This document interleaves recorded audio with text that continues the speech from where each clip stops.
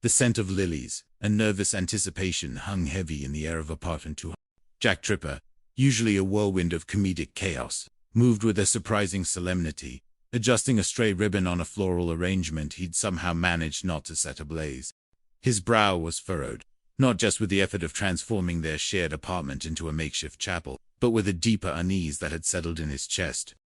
Janet Wood, his longtime roommate, was about to marry Philip Dawson. Jack had watched her navigate the labyrinthine path of love for years, often stumbling, sometimes soaring, but always with an unwavering belief in the fairy tale. Now, her dream was within reach, but a shadow of doubt still lingered in her eyes. "Come and knock on our door. Come and knock on our door. We've been waiting for you. We've been waiting for you. Where the kisses are hers and his. He's confident too," Jack hummed. A nervous habit, the familiar tune a stark contrast to the gravity of the day. He paused, looking at Janet, who was pacing her small bedroom, a cloud of white lace and satin. "Why?" Janet's voice was a whisper, filled with a mix of despair and longing. "Because, Jack, that's what I've always dreamed about. A church wedding with organ music and flower girls and me wearing this long, white wedding gown." Her hand smoothed the fabric of the dress, a garment that felt both heavy and fragile, a symbol of a dream that was threatening to slip away. Jack stepped into her room, the vibrant chaos of the living room a world away. He saw the sheen of unshed tears in her eyes, the tremor in her lower lip. "And Phil doesn't want that?" he asked, though he already knew the answer. Phil, bless his pragmatic heart, was a man of action, not of prolonged romantic fantasy. Janet sighed, a sound that seemed to carry the weight of all her unfulfilled childhood fantasies. "Well, he found out it would take months to reserve the church, and he doesn't want to wait that long. That little devil." She tried to sound annoyed, but the affection in her voice was unmistakable. "Seriously." Jack sat on the edge of her bed, the springs groaning in protest. He took her hand, his touch surprisingly gentle. "Look, Janet, is a church wedding that important to you?" He searched her eyes, trying to gauge the depth of her conviction. "Important, Jack. I've waited so long for this, longer than most." Her gaze drifted to the window, as if seeing a parade of past heartbreaks and near misses. Each word was a testament to the years she had spent yearning for this moment, this ultimate validation of love. He squeezed her hand. "Janet, let me ask you something. Do you really love Philip?" Her head snapped back, her eyes wide with indignation.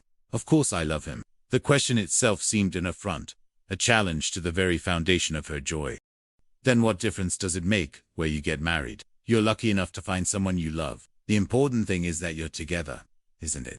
Jack's words, though simple, carried a profound truth, echoing a sentiment he himself was only just beginning to truly grasp. He had always been a man of fleeting affections, but lately, a deeper understanding of commitment had begun to stir within him.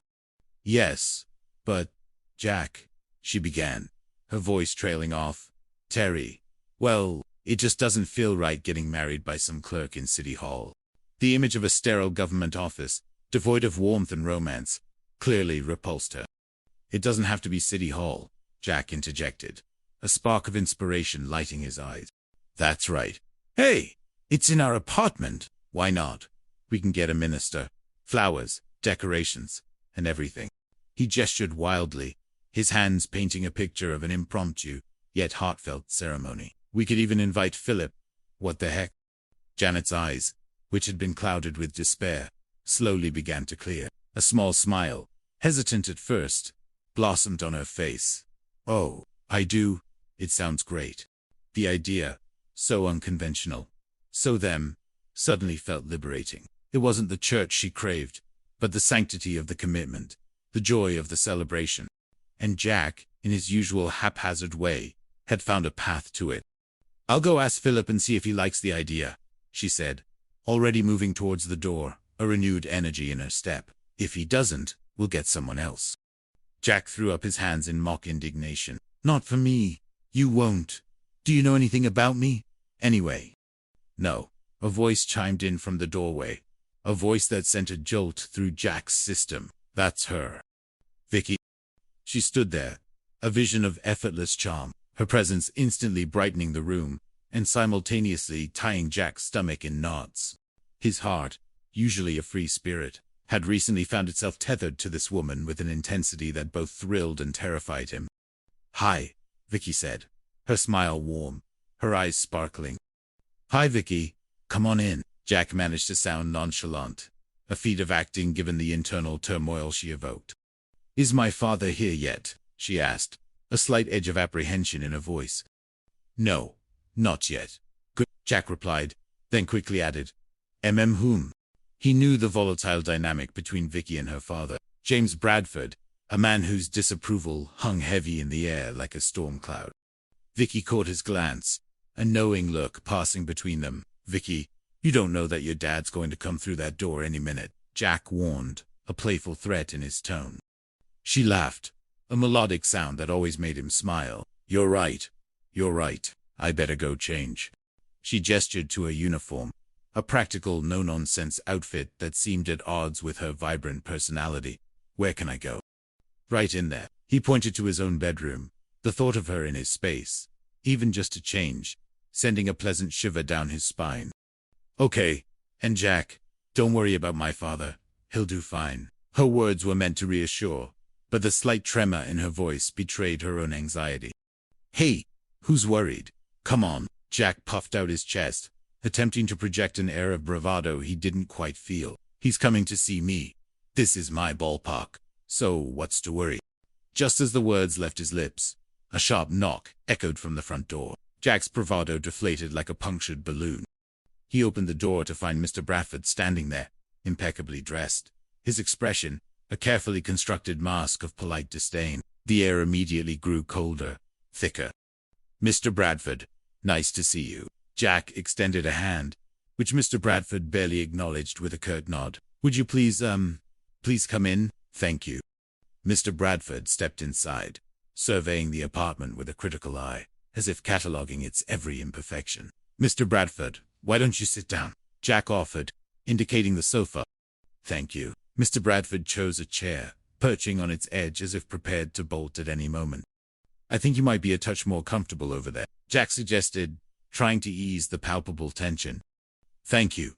Mr. Bradford didn't move. He glanced around, his gaze piercing. "I wonder what's keeping my daughter." "Oh, she's in my bedroom. Getting dressed," Jack stammered, feeling his cheeks flush. Changed out of her uniform and into something more comfy. He winced internally. Smooth. Tripper. Real smooth. Would you like some wine?" Jack offered, desperate to fill the silence. "Thank you. None for me. My ulcer." Mr. Bradford's voice was flat, devoid of warmth. "I didn't know you had an ulcer," Jack said, genuinely surprised. "Came on suddenly about 2 weeks ago. That's about the time Vicky and I started seeing each other." The implication hung in the air, a thinly veiled accusation that Jack was the cause of his suffering. Jack bristled, but forced himself to remain calm. "Look, Mr. Bradford, I realize that we didn't exactly hit it off the first. I just thought maybe we could, start over." He extended an olive branch, hoping for a truce, if not outright acceptance. Mr. Bradford regarded him with a long, assessing stare. "Well, I suppose I could try, for Victoria's sake." The concession was grudging, delivered with a sigh that suggested immense personal sacrifice. "Oh, good. Well, I think that the Jack started, relieved. My daughter means a lot to me," Mr. Bradford interrupted, his voice laced with a possessive pride. "I was both mother and father to her since she was an infant." Jack blinked, a sarcastic retort forming on his tongue before he could stop it. "Well, you must have had a tremendous clothing bill." He winced again. "Why, Jack, why?" Mr. Bradford's eyes narrowed. "Oh, say nothing of the weird people." He paused, realizing Jack's comment was a dig at his mother and father statement. Mother and father. He clarified, as if Jack was too dim to understand. "Sorry," Jack mumbled, chastened. No, that was very amusing. As I was saying, Victoria was always my favorite," Mr. Bradford continued, oblivious to Jack's sarcasm. "Well, I thought Vicky was an only child," Jack said, genuinely confused. "I meant between her and her mother, but she left me, The bitterness in Mr. Bradford's voice was unmistakable, a deep-seated wound that still festered. "Well, kids do grow up," Jack offered, trying to lighten the mood, misinterpreting. I meant her mother, Mr. Bradford snapped, his patience wearing thin. I always had such high hopes for Victoria. He sighed dramatically. Ah, well. Sir, I really don't think Vicky's doing too badly, Jack said, feeling a surge of protectiveness for Vicky. No, I mean with her job, Mr. Bradford corrected, waving a dismissive hand. Oh, you mean because of the promotion they offered her? Jack felt a prick of guilt. Vicky had mentioned a potential career move, but he hadn't pressed for details.